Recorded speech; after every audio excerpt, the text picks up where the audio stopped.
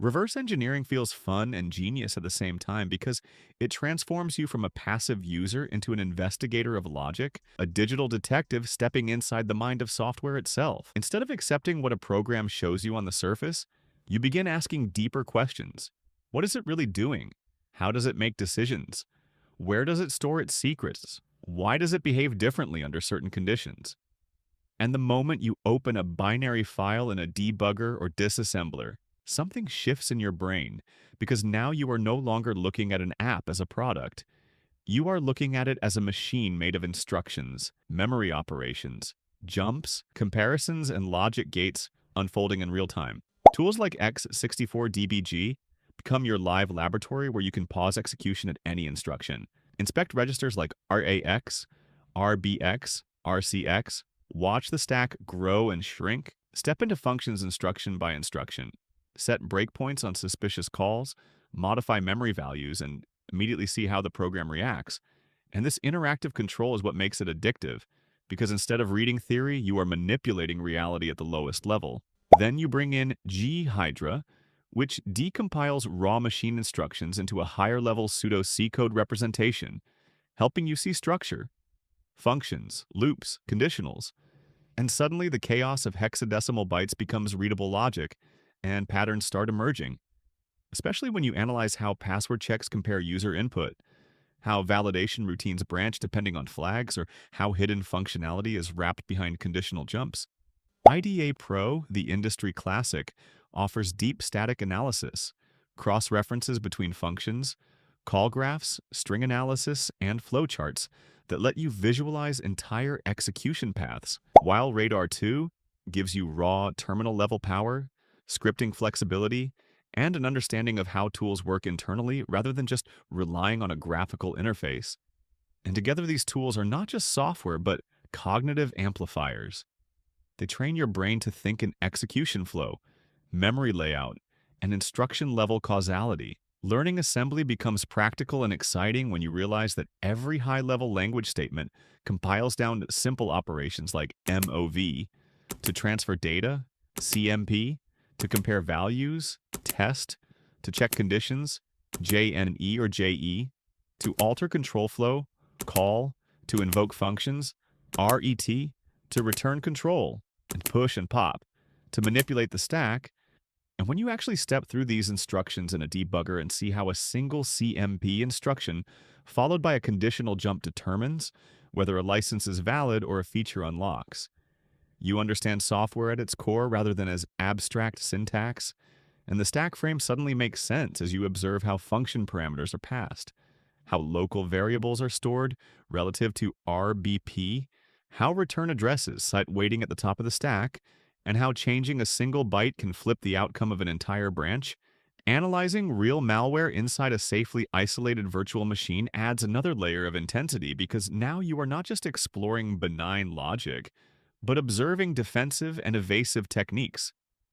Malware checking for debuggers using is debugger present, querying system artifacts to detect virtualization, encrypting its payload and unpacking itself at runtime, modifying registry keys for persistence, spawning child processes, injecting code into other processes, or connecting to remote servers. And by using snapshots in your VM, you can experiment freely, revert instantly, and treat malware samples as specimens under a microscope, analyzing behavior dynamically while correlating it with static disassembly findings. Understanding modern protections like DEP, data execution prevention, teaches you how operating systems mark memory pages as non-executable to prevent classic shellcode attacks. ASLR, address space layout randomization, randomizes memory addresses to make exploitation unpredictable, and packing compresses or encrypts binaries so their real instructions are hidden until runtime, forcing you to learn unpacking techniques and recognize entry point redirection and suspicious memory allocation patterns.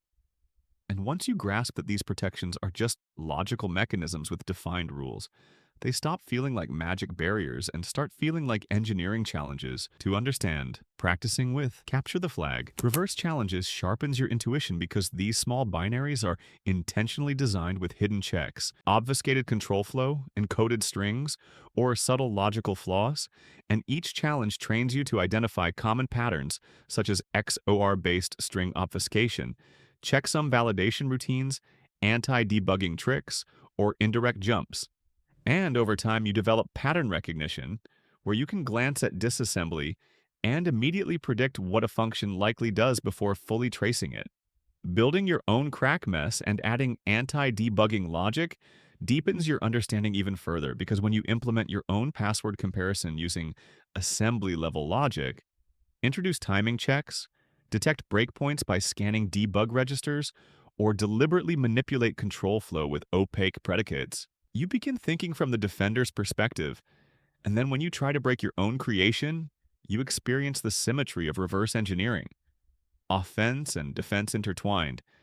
And that dual mindset is what accelerates mastery. The progression path becomes clear when you start as a beginner by learning C fundamentals, understanding how variables map to memory, practicing with simple compiled programs, using a debugger to follow execution and observe stack behavior, then advancing to reading assembly fluently, recognizing compiler-generated patterns, analyzing small malware samples safely, understanding packers and runtime unpacking, and eventually moving toward advanced challenges such as reversing complex applications, analyzing custom protection schemes, understanding multi-threaded behavior, or even diving into kernel-level debugging. And throughout this journey, the most important shift is psychological. And that's why reverse engineering feels so fun and so genius at the same time. Because every session in a debugger feels like solving a puzzle. Every resolved function feels like uncovering a hidden narrative. Every successful analysis feels like unlocking a secret layer of reality. And instead of just consuming software, you begin understanding the invisible architecture that makes digital systems possible, which ultimately transforms reverse engineering from a technical skill into a way of thinking.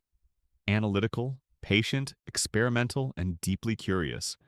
And once that mindset clicks, you don't just learn tools, assembly, malware analysis, protections, and CTF techniques. You start seeing through software itself. And that feeling of clarity, control, and discovery is what keeps people coming back to it again and again.